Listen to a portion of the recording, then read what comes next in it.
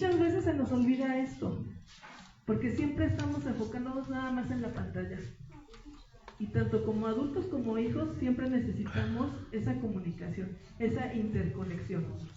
Hoy vamos a hablar de un tema muy importante, que es el uso y abuso de redes sociales.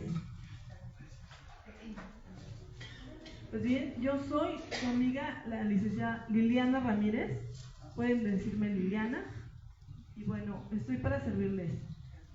Uso y abuso de redes sociales, prohibición, límites y riesgos en la interconexión entre alumnos y maestros, secundaria y preparatoria.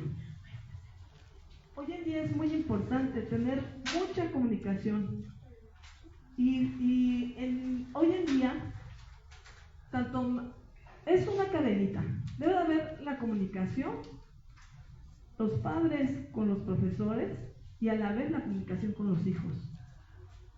Vivimos en una era donde las redes sociales dejaron de ser un simple medio de entretenimiento para convertirse en espacios de convivencia, influencia, control, manipulación y en muchos casos de riesgos. Tenemos el claro ejemplo de las redes sociales, TikTok. Hay otras aplicaciones que nos ayudan a conocer a otras personas, pero a veces es muy, muy riesgoso. ¿Debe de existir una relación de redes sociales entre alumnos y maestros? Esta pregunta no es sencilla, porque involucra temas psicológicos, pedagógicos, emocionales también. Asimismo, también involucran problemas legales, penales y sociales e institucionales. La escuela debe de ser un espacio seguro, y cuando la relación entre el docente y alumno invade el terreno digital sin un límite claro, pueden surgir conflictos muy, muy graves. El uso y el abuso de las redes sociales puede ser adecuado cuando existe una finalidad académica. Se utilizan medios institucionales, cuando hay transparencia, cuando existen reglas claras. Participan padres o autoridades escolares cuando se procede a la privacidad del menor. Ejemplo, un grupo institucional de tareas, plataforma escolar, correo institucional, grupos cerrados supervisados. La propia SEP ha recomendado que redes como WhatsApp, Facebook, Instagram o similares se usen solo en casos esenciales, preferentemente mediante medios oficiales, grupos privados y con control docente. Además, el docente debe de administrar el grupo e intervenir y inhibir el ciberacoso. A ver, ¿cuántos de ustedes tienen hijos? ¿Todos? ¿Y a los cuántos años han permitido a sus hijos que abran una red social como Facebook, Instagram? Díganme si alguien de ustedes sabe a qué edad comenzó su hijo a utilizar ese tipo de redes sociales. Y también una pregunta muy importante: ¿quién de ustedes y a qué edad le compraron a su hijo un celular? ¿Qué edad? Mi hija a los 13. Bueno, no, a los 12. A los 12. A los 13. ¿Y si es necesario? ¿Y le pone un límite a su hijo de tiempo? ¿Sí? ¿Quién de ustedes sabe qué información ellos consumen? Muy bien. Realmente es un problema muy, muy grave el que hoy en día nos encontramos. Realmente yo he conocido problemas. Bueno, tuve una clienta que por medio de esas redes sociales, la niña ya vendía fotos, videos. La niña tenía 14 años, bueno, tiene 14 años. Entonces debemos de tener mucha comunicación con nuestros hijos para ver qué es lo que están consumiendo, qué es lo que están viendo. Bueno, El abuso existe cuando el contacto personal innecesario, mensajes fuera del horario escolar, conversaciones privadas sin justificación académica, intercambio emocional o afectivo impropio, solicitud de fotos, ubicación de información íntima, manipulación emocional, insinuaciones sexuales, roaming, sexting, hostigamiento, control digital. Aquí no hablamos de docencia, hablamos de riesgo y algunos casos de delito. Por eso es muy importante que cuando estemos con nuestros hijos, a la hora de la comida, a la hora de la cena, platiquemos con ellos, porque realmente no sabemos qué riesgo tienen. Puede ser, bueno, ahorita estamos hablando de profesores, pero puede ser tanto algún profesor o alguna persona que hayan conocido. Y muchas veces nuestros alumnos, nuestros hijos, como sienten esa atención por parte de esa persona, pues se involucran más en ello. Por eso es muy importante la comunicación. Bueno, ahorita las voy a dejar con el abogado para que nos hable de los fundamentos legales. Gracias, buenos días. Antes que nada quisiera agradecer al licenciado José Ramón Castañeda Gómez, Espinosa, perdón. Gómez. Acaba de morir un amigo que se llama Castañeda, me acaban de notificar. Perdón, no te preocupes. Por la invitación que nos hace y por la facilidad que nos da para transmitirles este mensaje. Bien, ¿alguno de ustedes sabe lo que significa la palabra grooming? Padres de familia sobre todo. Sexting. Supongo que todos ustedes manipulan un celular. Supongo que todos sus hijos tienen un celular. ¿No creen ustedes que deberían de saber investigar qué significan esas palabras? Porque son... Sí, señor. Sexting creo que es algo así como de... Sí, acá, ¿no? Algo así como pásalo, ¿no? Algo así. ¿Perdón? Como pásalo, ¿no? Algo así como... No, ahorita les explico, pero sí me gustaría que lo googlearan. Si lo quieren googlear ahorita, es muy importante. El grooming es el delito que se da, y el término tecnológico que se le da al delito, cuando hay acoso sexual. ¿Sí? Pero yo quiero aclararles algo, no es tanta la responsabilidad de los docentes. Los docentes tienen un protocolo que deben seguir. Hace algún tiempo nosotros organizamos los simposios de violencia de género, que la violencia de género se da desde el seno familiar.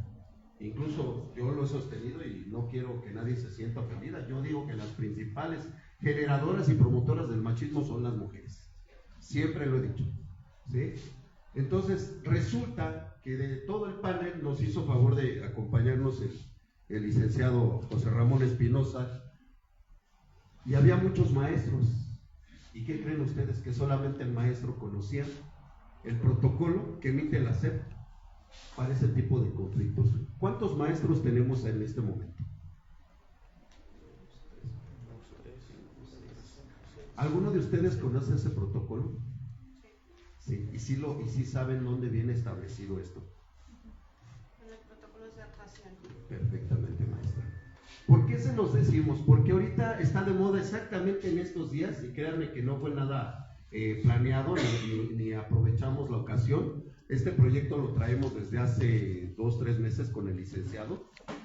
No sé si han visto ustedes en las redes y en la televisión de una secundaria que se llama Quetzalcóatl, aquí en Ecatepec.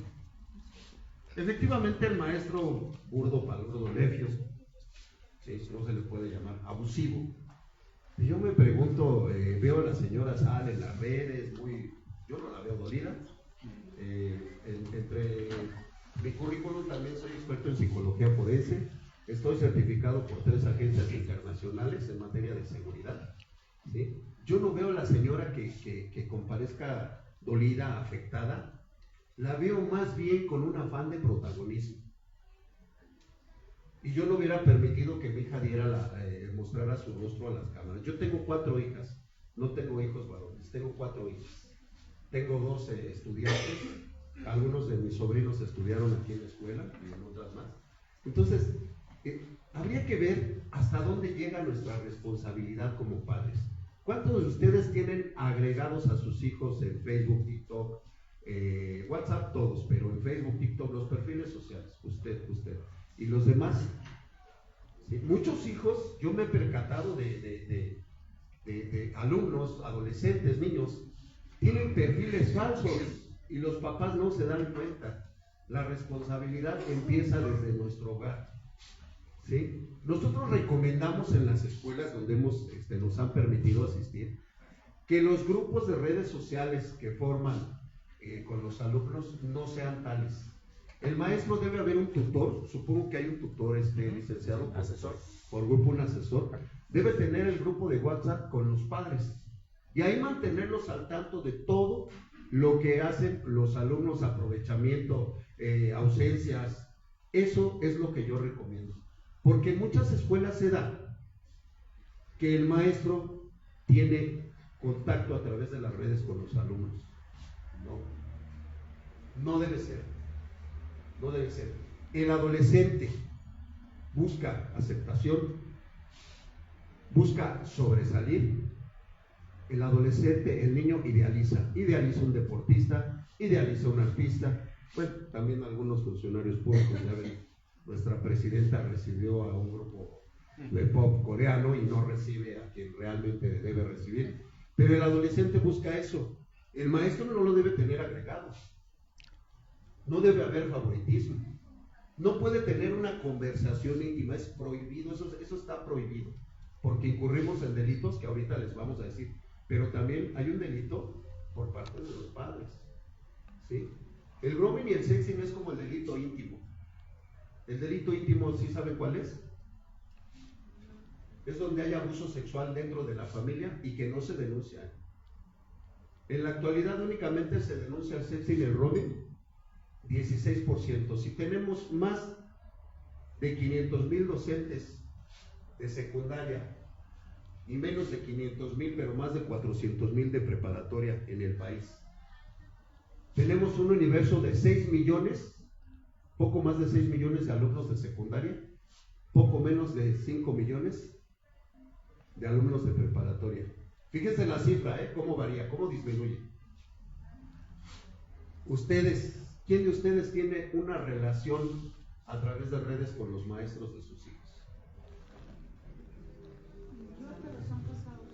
Pues habría que tenerlos, por lo menos cada uno de ustedes, con el asesor o el tutor del grupo. Cada uno de ustedes lo debe tener con el asesor o el tutor del grupo. Por WhatsApp, excelente, excelente. Eso es muy bueno. Eso es muy bueno, pero tienen que estar pendientes. Créanme que a veces los maestros, se los digo, también tenemos experiencia en la docencia, no es que quieran estarlos molestando. Y hay maestros que se toman su papel muy en serio. Hemos tenido excelentes resultados porque hemos ayudado a sacar muchas cosas nefastas de las escuelas. Porque despertamos por ahí el chip en los papás, o les cambiamos el switch, para que sean más partícipes de la educación de sus hijos, porque, ojo, señores padres de familia, los niños no vienen a la escuela a educarse, ellos vienen a prepararse aquí académicamente. Esa es la obligación de los profesores, la educación se las damos nosotros en casa. ¿Sí? Que a veces creemos que los maestros son los sustitutos, no, ellos vienen, cumplen con una función, cobran por esa función y la aplican, y yo me he dado cuenta que en su mayoría son los que mejor lo hacen, ¿sí? Y buscan la forma, pero somos nosotros como padres de familia quienes tenemos la obligación y la función incluso de exigir en la escuela, ¿sí? Todas estas situaciones del abuso de las redes sociales, ¿qué pasa? Muchas veces degeneran incluso en bullying y tampoco hacemos mucho caso. Yo por ahí he detectado alumnos que permanecen muy metidos en las redes sociales y los padres creemos que están estudiando. Hay que invadir un poquito la privacidad que no deben tener nuestros hijos, Hay que invadir un poquito esa privacidad, porque a veces nos llevamos chascos como padres de familia. Como abogados tenemos muchas experiencias muy desagradables de la gente. No podemos estar culpando nada más al gobierno porque se extravían y se pierden nuestros hijos. Los primeros responsables somos nosotros. Tenemos que trabajar los dos, ya no es como antes, que el padre era el proveedor, la madre era quien cuidaba a los hijos. Actualmente tenemos que trabajar los dos. pero siempre tenemos que darnos tiempo de todo. Hay un abuso del uso de aparatos de celular. Veo familias enteras en los restaurantes comiendo y cada uno está en su celular. Pongan como regla que no pueden usar el celular cuando estén comiendo, cuando estén cenando, cuando estén desayunando. Pongan como regla en su casa determinada hora. ¿Sí? Nosotros hemos detectado jovencitas, niñas de 13, 14, 16, 17 años, ofreciendo su virginidad a cambio de un celular en las redes. Ofreciendo su participación en orgías porque les compren una moto. Hicimos unos experimentos en conjunto con el Grupo Odisea. ¿Sí saben qué es el Grupo Odisea? Es un grupo donde se reportan a las menores extraviadas y a los menores extraviados. Hicimos un experimento. Pusimos la foto de un muchacho muy guapo, de un europeo, de un jovencito. Y citamos a 3 alumnas. 2 alumnas llegaron al punto. Las alumnas quedaron bajo resguardo de la autoridad y tuvieron que ir sus padres por ellas. ¿Se imaginan si nosotros fuéramos un grupo de malandros que nos quisiéramos llevar a las señoritas? Y les hablábamos por teléfono a los papás y los papás aseguraban que sus hijas estaban en su casa, de las 2 que asistieron a la junta. Aseguraban y juraban y perjuraban. Bueno, entonces, ¿quién es la chica? A ver, háblale a tu papá y a tu mamá. Por eso tenemos que estar nosotros bien pendientes de lo que nosotros como padres, ¿sí?, tenemos que hacer nuestra parte, que es la principal y la primordial. No debemos de dejar que sea la escuela, que sea. De repente he pasado por aquí y he visto cosas que no debieran de pasar en una institución educativa afuera. ¿Cuántos de ustedes vienen por sus hijos a la escuela? Me da gusto ver que la mayoría, de verdad me da gusto ver que la mayoría. Les voy a platicar una historia personal. En el 2003, ahí donde yo vivía, unos vecinos mataron a unas vecinas, las violaron, las robaron, las mataron. Todos los vecinos decían, las expresiones malditos, ojalá y se mueran, ¿no? Yo me puse a ver que nadie hacemos nada porque eso no pase en nuestro entorno social. La mejor manera de mantener a los jóvenes alejados de los vicios y de las malas y bajas pasiones es mantenerlos ocupados. ¿Qué hicimos? Nosotros organizamos un equipo de fútbol con jóvenes de entre 14, 15, 16 años, lo metimos en una liga llanera. Primer torneo, salimos subcampeones. Me gustó. Para eso mi hermana, que tenía un hijo que es egresado de aquí, actualmente es ingeniero en sistemas computacionales, egresado del IPN, está haciendo una maestría, que fue egresado de aquí de la prepa, me parece, de San Ángel, ¿verdad? Sí. Tenía 5 años, me dice, pues haz un equipo para mi hijo, y les digo a los muchachos, inviten a sus hermanitos, vecinos. Hicimos uno. Total, armamos 16 equipos. Nos da la oportunidad la Federación Mexicana de Fútbol de comprar una franquicia y armar una escuela de fuerzas básicas. Logramos armar una 4ª división con puros jóvenes de Catepec. Jugamos una final, ascendimos a 3ª división. Dejamos ese proyecto por 2 cosas. La primera, que no conseguimos patrocinio suficiente porque la federación nos pedía 5 millones de pesos en efectivo como fianza para poder participar en la 3ª división profesional.